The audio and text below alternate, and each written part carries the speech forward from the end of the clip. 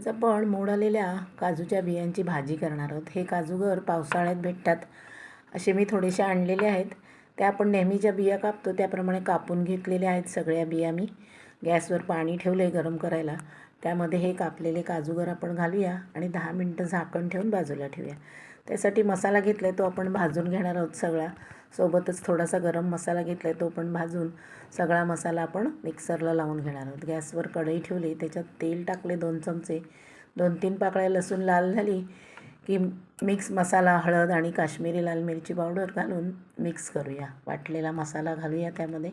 Gas एकदम बारीक केलेला आहे। 2 मिनटं मसाला परतून सोललेले काजूगर घालूया, व्यवस्थित मिक्स करून हवं तेवढं पाणी घालायचं, वरून चवीनुसार मीठ घालूया आणि झाकण ठेवून 10 मिनटं काजूगर शिजवून घेऊ। 10 मिनटानंतर मस्त भाजी तयार झालेली आहे।